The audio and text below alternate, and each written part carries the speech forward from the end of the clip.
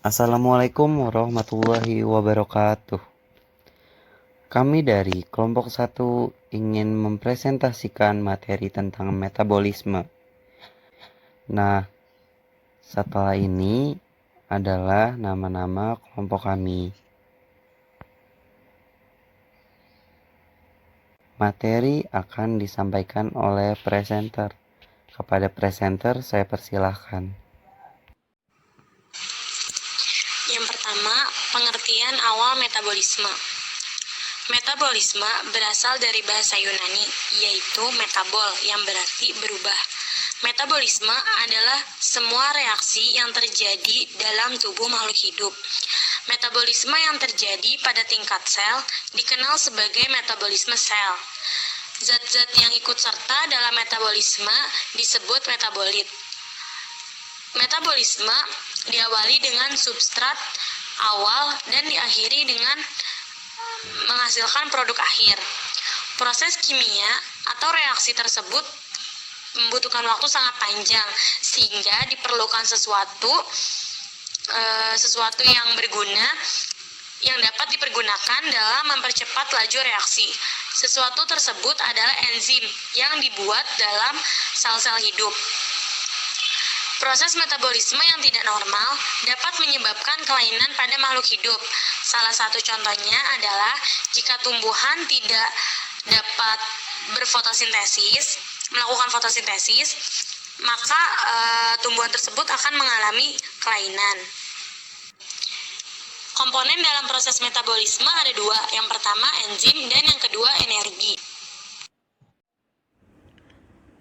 Enzim. Nasi yang dikunyah menjadi manis karena berubahnya karbohidrat berupa amilum menjadi maltosa oleh enzim amilase atau enzim ptialin yang berfungsi mengubah karbohidrat berupa amilum seperti nasi menjadi zat gula. Enzim merupakan biokatalisator atau katalis organik yang dihasilkan oleh sel. Katalis adalah zat kimia yang mempercepat reaksi, tetapi zat tersebut tidak ikut bereaksi. Enzim bekerja secara spesifik terhadap substrat tertentu, sehingga banyak enzim yang bekerja dalam tubuh untuk mempercepat metabolisme.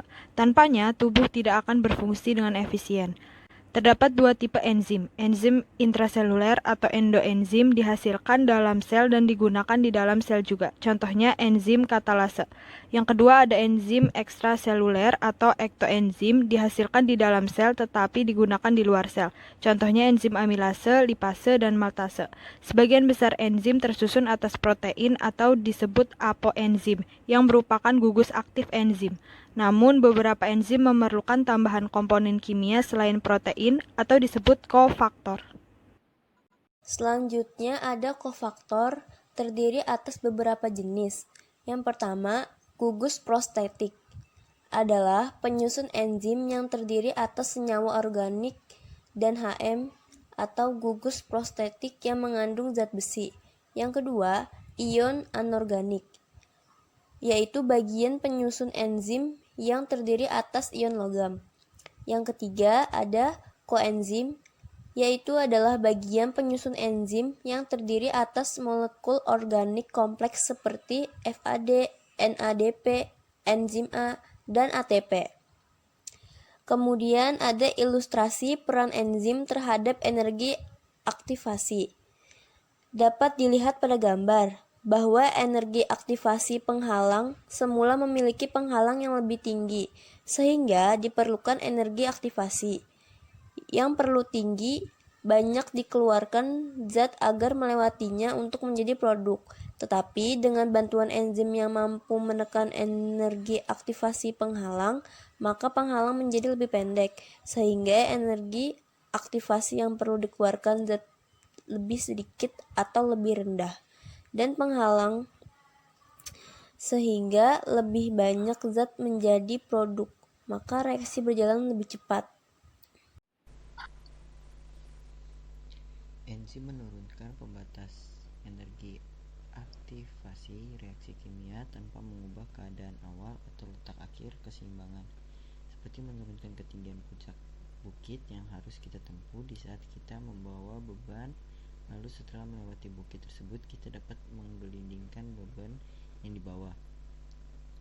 Enzim mengkatalis reaksi dengan cara meningkatkan laju reaksi dengan cara menurunkan energi aktivasi, energi yang diperlukan untuk reaksi dari EA tanpa enzim menjadi EA dengan enzim, seperti pada di gambar.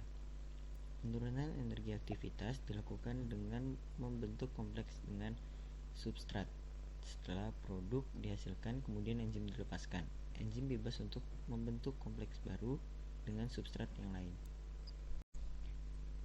Enzim berdasarkan IUB, International Union of Biochemistry atau Ikatan Biokimia Internasional diklasifikasikan menjadi 6 kelompok. 1. Hidrolase, yaitu adalah enzim hidrolis yang mengkatalis suatu reaksi karena adanya air, contohnya maltase yang memecah maltose menjadi glukosa. Yang kedua, oksidoreduktase, yaitu enzim yang mengkatalis reduksi dan oksidasi, enzim yang mentransfer atom hidrogen atau elektron dari substratnya ke molekul akseptornya, contohnya katalase yang mengkatalisis hidrogen peroksida H2O2 menjadi molekul air H2O dan oksigen O2.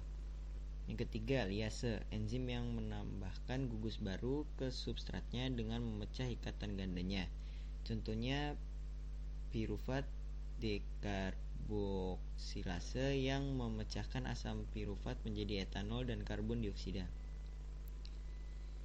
Yang keempat, transferase, yaitu adalah enzim yang mentransfer suatu gugus fungsi ke yang lain, contohnya glukosa menerima gugus fosfat dari ATP untuk membentuk glukosa 6-fosfat.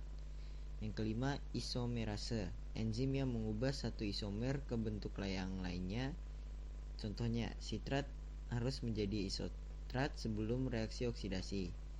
Yang keenam, ligase, enzim yang membentuk suatu ikatan kimia baru. Cara kerja enzim. Enzim memiliki sisi aktif untuk mengikat substrat. Sisi aktif ini memiliki dua fungsi. 1. Mengikat erat substrat. 2. Menurunkan energi aktivasi reaksi. Substrat akan membentuk kompleks enzim substrat dengan berikatan dengan sisi enzim, dan substrat akan bereaksi menghasilkan produk dan lepas dari sisi aktif enzim. 1. Enzim dengan sisi aktif yang kosong, lalu substrat memasuki sisi aktif enzim. Substrat berikatan dengan enzim membentuk kompleks enzim substrat. Lalu substrat diubah menjadi produk dengan reaksi kimia. Produk meninggalkan enzim, maka sisi aktif enzim dapat diisi substrat baru lagi. Cara kerja enzim menganut dua teori. 1. Teori kunci dan anak kunci. Gembok identik dengan substrat dan anak kunci diibaratkan dengan enzim. Teori ini diungkapkan oleh Emil Fischer 1980. Berdasarkan kekhususan struktur enzim yang hanya dapat berikatan dengan jenis substrat tertentu yang memiliki struktur yang pas dengan struktur enzim tersebut. Sebuah enzim terdapat sisi aktif yang terdiri dari sejumlah kecil asam amino. Bentuk dari sisi aktif tersebut sangat spesifik, sehingga hanya molekul yang memiliki bentuk tertentu yang bisa menjadi substrat bagi enzim. Enzim serta substrat bisa bergabung dengan membentuk kompleks. 2. Teori kecocokan induksi menyatakan bahwa enzim dan sisi aktifnya merupakan struktur yang fleksibel. Pada struktur enzim ditemukan adanya suatu interaksi dinamis yang dapat menyebabkan adanya perubahan pada struktur enzim tersebut. Teori ini dinyatakan oleh Daniel Kostland. Terdapat kemungkinan bahwa sisi aktif dari enzim bukan bentuk yang kaku, tetapi adalah bentuk yang fleksibel, karena ketika substrat masuk pada daerah sisi aktif enzim, bentuk sisi aktif tersebut termodifikasi melingkupi substrat membentuk kompleks enzim substrat.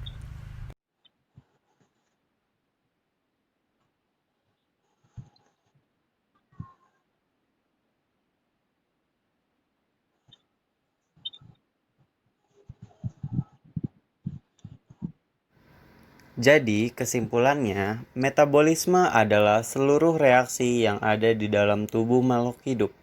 Zat yang turut serta dalam metabolisme itu adalah metabolit. Nah, komponen di dalam metabolisme itu ada dua nih, yaitu enzim dan energi. Nah, enzim itu merupakan biokatalisator atau katalis organik yang dihasilkan oleh sel. Nah, enzim itu dibagi menjadi dua, yaitu enzim intraseluler dan enzim ekstraseluler.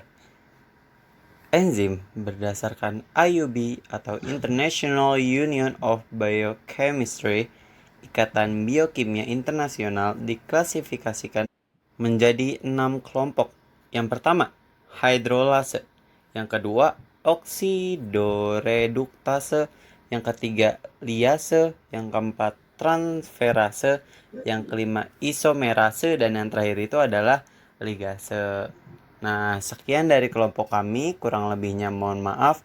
Wabillahi taufik wal hidayah. Wassalamualaikum warahmatullahi wabarakatuh. Assalamualaikum warahmatullahi wabarakatuh.